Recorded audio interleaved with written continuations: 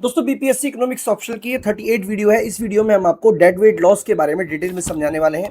इसके अलावा video number 39 और 40 आपको हमारी एप्लीकेशन विष्णु इकोनॉमिक्स स्कूल में मिल जाएगी। वाले हैं सोशल कॉस्ट ऑफ मोनोपोली। सबसे पहले आप समझ लीजिए कि परफेक्ट कंपटीशन में एलोकेटिव एफिशिएंसी मौजूद होती है, जिसकी वजह से इस केस में किसी भी तरीके की सोशल कॉस्ट नहीं होती, क्योंकि प्रोड्यूसर और कंज्यूमर का जो सरप्लस है वो मैक्सिमम होता है। कंपटीशन के केस में एलोकेटिव एफिशिएंसी पाई जाती है, उसको एक बार हम दोबारा समझा देते हैं।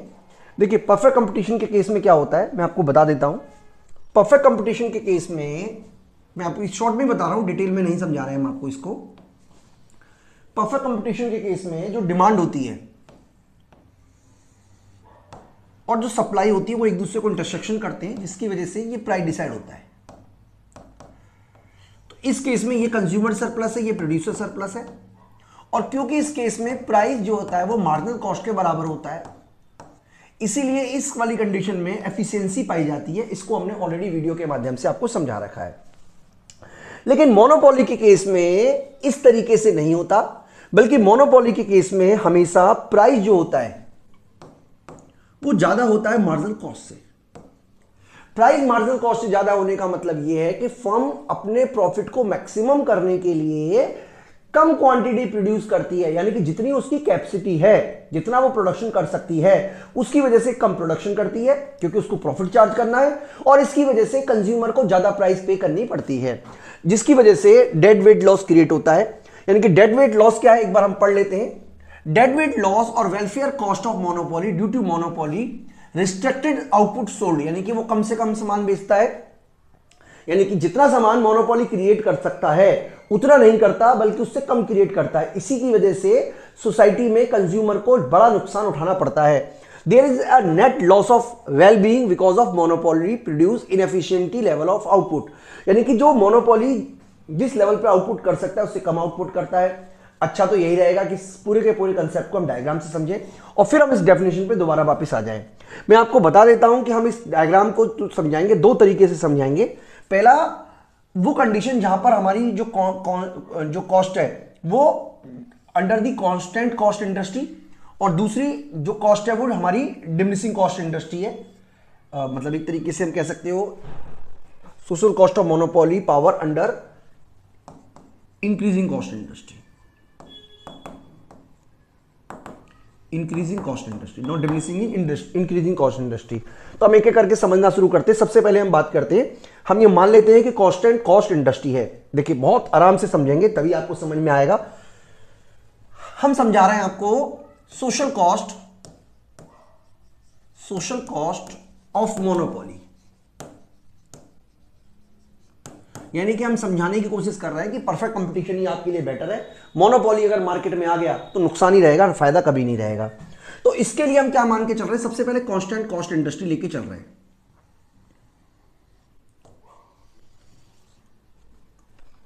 हमने माना कि ये हमारा एवरेज रेवेन्यू कर्व है, जो कि टेक्निकल भाषा में डिमांड कर्व भी होता है, और ये हमारा मार्जिनल रेवेन्यू कर्व है, और हमारी जो कॉस्ट है वो ये वाली है, यानी कि average cost equal to marginal cost. अगर हम परफेक्ट कंपटीशन में होते, यहां पे मैं देखा, यहां पे मैं आपको एक कंपैरिजन भी करके दिखा देता हूं। अगर मान लीजिए हम परफेक्ट कंपटीशन में होते तो कांस्टेंट कॉस्ट इंडस्ट्री की वजह से एसी और एमसी बराबर है। इस केस में कंज्यूमर सरप्लस और प्रोड्यूसर सरप्लस कितना होगा वो मैं आपको समझा देता हूं। तो इस केस में 1 2 3 ये हमारा कंज्यूमर सरप्लस है, मैं यहां पे लिख देता हूं 1 2 3, क्योंकि इस केस में प्रोड्यूसर सरप्लस होता नहीं, इसलिए टोटल सरप्लस होता है 1 2 3। अगर हम मोनोपोली की बात करें तो मोनोपोली के केस में इस तरीके से हमारी एमआर हमने ड्रॉ कर लिया, जो कि हमने ड्रॉ करना ही था। इस केस में इक्विलिब्रियम जो होता है वो ये वाला होता है, जहां पर एमसी एमआर को बराबर है, यानी कि इस केस में आप देख सकते हो कि एमसी जो है वो एमआर के बराबर है। तो इक्विलिब्रियम पॉइंट आपका होता EM, यानी कि फर्म कम क्वांटिटी प्रोड्यूस करती QM, और इस केस में जो प्राइस चार्ज किया जाता है वो ज्यादा चार्ज किया जाता PM के बराबर। यानी कि अब अगर हम बात करें तो मोनोपोली के केस में कंज्यूमर सरप्लस का एरिया केवल 1 है, जबकि प्रोड्यूसर सरप्लस का एरिया 2 है, और इस केस में जो टोटल सरप्लस हो रही है वो 1 और 2 हो रही है। तो मैं उम्मीद करता हूं कि आपको मेरी बात समझ में आ रही होगी। यानी कि अब प्रोड्यूसर को ये वाला हिस्से की सरप्लस उसे मिल रही है क्योंकि कॉस्ट से ज्यादा उसको प्राइस मिल रहा है, जबकि कंज्यूमर की सरप्लस केवल एरिया 1 है। अगर हम नेट चेंज की बात करें तो इसमें एरिया 2 का लॉस हुआ है, एरिया 3 का लॉस हुआ है। इस वाली कंडीशन में एरिया 2 का गेन हुआ है और अल्टीमेटली हम बात करेंगे तो एरिया 3 का लॉस हुआ है। तो जो एरिया 3 का लॉस हुआ है इसको बोलते हैं डेड वेट लॉस। इसको कैलकुलेट कैसे करते हैं? जब आप न्यूमेरिकली कैलकुलेट करोगे तो 1/2 this is the height into base. अगर आपको इस वाली वैल्यू के बारे में पता हो और इस वाले के बारे में पता हो तो आप कंज्यूमर डेड वेट लॉस को भी कैलकुलेट कर सकते हो। इसको हम न्यूमेरिकल, 2 न्यूमेरिकल हम कराने वाले हैं इस वीडियो में, वो हम आगे बताएंगे।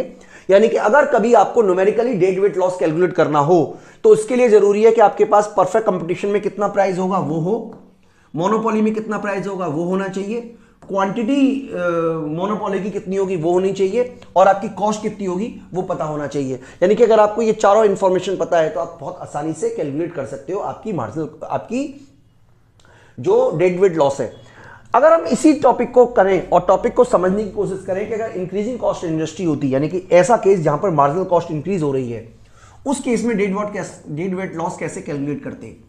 तो देखिए कंसेप्ट तो वही रहेगा, कंसेप्ट में कोई खास फर्क नहीं पड़ेगा, क्योंकि इस केस में हम ये मान लेते हैं कि ये हमारा AR है जो कि डिमांड कर्व है हमारा, और ये हमारा MR है जो कि मार्जिनल रेवेन्यू कर्व है, और हम इंक्रीजिंग कॉस्ट इंडस्ट्री का मतलब मार्जिनल कॉस्ट को पॉजिटिव लेके चल रहे हैं। ठीक है जी। अगर आप परफेक्ट कंपटीशन में होगे तो परफेक्ट कंपटीशन में आपका इक्विलिब्रियम पॉइंट ये वाला होगा जिसको आप बोल रहे हो EC, और इस केस में जो क्वांटिटी प्रोड्यूस होगी वो इतनी प्रोड्यूस होगी जिसको हम बोल रहे हैं QC, और प्राइस जो चार्ज किया जाएगा वो ये वाला प्राइस चार्ज किया जाएगा जिसको हम बोल रहे हैं PC।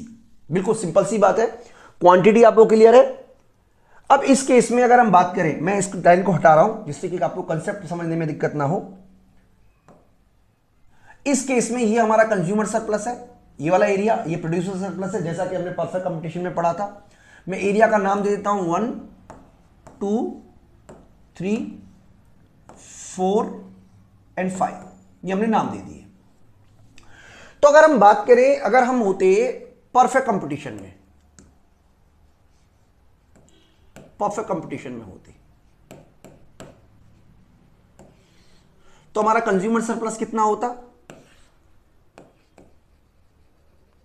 कंज्यूमर सरप्लस कितना होता है एक बार आप देख लीजिए। कंज्यूमर सरप्लस होता है एरिया 1 2 3, और प्रोड्यूसर सरप्लस कितना होता? प्रोड्यूसर सरप्लस होता है एरिया 4 और 5, और टोटल सरप्लस कितना होता? टोटल सरप्लस होता है एरिया 1 2 3 4 एंड 5। लेकिन हम हैं तो मोनोपोली में, और मोनोपोली के केस में इक्विलिब्रियम तब होता है जब MC/MR बराबर हो। दिस इज, यानी कि ये हमारा MR है। अब इक्विलिब्रियम पॉइंट जो हुआ है वो ये वाला हुआ है जिसको हम बोल रहे हैं QM, और क्वांटिटी कितनी प्रोड्यूस हो रही है? QM, और प्राइस कितना चार्ज किया जा रहा है? प्राइस चार्ज किया जा रहा है PM। देखिए बात वही है। अब इस केस में कंज्यूमर का जो सरप्लस है वो केवल, अब अगर हम मोनोपोली की बात करें, मोनोपोली की केस में कंज्यूमर सरप्लस एरिया 1 है, क्योंकि पहले उसको मिल रहा था एरिया 1 2 3, क्योंकि वो प्राइस दे रहा था PC कंज्यूमर। अब क्योंकि वो प्राइस PM दे रहा है इसलिए कंज्यूमर को केवल एरिया 1 मिलेगा। यानी कि जो नेट चेंज हुआ है कंज्यूमर के नजरिए से वो हुआ है, लॉस हुआ है उसको 2 का और लॉस हुआ है 3 का। यानी कि ये हिस्सा जो है ये कंज्यूमर का लॉस है, एरिया 2, ये एरिया 2 कंज्यूमर का लॉस है, और ये एरिया 3 ये कंज्यूमर का लॉस है, ये लॉस ऑफ कंज्यूमर है। बिल्कुल सिंपल सी बात है। अगर हम प्रोड्यूसर सरप्लस की बात करें तो पहले प्रोड्यूसर को मिल रहा था एरिया 4, और अब उसको मिल रहा है एरिया 4 के साथ साथ एरिया 2, यानी कि उसको 5 का तो लॉस हुआ है लेकिन 2 का गेन हुआ है। इसका मतलब ये वाला जो एरिया है, ये वाला दिस, ये है लॉस ऑफ कंज्यूमर और गेन ऑफ प्रोड्यूसर, इसलिए इस एरिया को तो कैंसिल कर दो, लेकिन लॉस कितना हुआ है? लॉस हुआ है ये वाला एरिया का, यानी कि अल्टीमेटली अगर आप देखोगे तो 1, 4 और 2 मिल रहा है, यानी कि अब जो मिल रहा है ओवरऑल वो है 1, 2 और 4। इसका मतलब जो लॉस हुआ है, लॉस कितने का हुआ है? एरिया लॉस हुआ है 3 का और लॉस हुआ है 2 का, और इसी को बोलते हैं डेड वेट लॉस, यानी कि इसको और इसको जोड़ दें तो इसको बोलते हैं डेड वेट लॉस। तो डेड वेट लॉस का कंसेप्ट बहुत ही सिंपल है। डेड वेट लॉस का कंसेप्ट ये है कि अगर आप परफेक्ट कंपटीशन में काम करोगे तो परफेक्ट कंपटीशन में कंज्यूमर सरप्लस और प्रोड्यूसर सरप्लस का जो सम है वो मैक्सिमम होगा। लेकिन मोनोपोली के केस में जहां सिंगल सेलर होता है, मोनोपोली हमेशा कम क्वांटिटी सेल आउट करने का प्रयास करता है, क्योंकि अगर वो परफेक्ट कंपटीशन के बराबर क्वांटिटी प्रोड्यूस करेगा तो उसको मार्जिनल कॉस्ट के बराबर ही सामान बेचना पड़ेगा। यानी कि अगर वो इतनी क्वांटिटी प्रोड्यूस करना शुरू कर दे तो उसको इतना ही प्राइस मिलेगा, लेकिन वो चाहता है मोनोपोली कि उसको ज्यादा प्राइस मिले। ज्यादा प्राइस मिलने के लिए वो कम लेवल पे प्रोडक्शन करेगा, और कम लेवल पे प्रोडक्शन करने की वजह से वो ज्यादा प्राइस चार्ज कर पाएगा, जिसकी वजह से कंज्यूमर को लॉस होता है, प्रोड्यूसर को फायदा होता है। लेकिन लॉस ऑफ कंज्यूमर एरिया बड़ा होता है और प्रोड्यूसर का जो गेन होता है वो कम होता है, और अल्टीमेटली इकोनॉमी को डेड वेट लॉस का सामना करना पड़ता है। तो अभी हम इतना ही करा लें, इसमें हम 2 न्यूमेरिकल और आगे कंटिन्यू कराएंगे।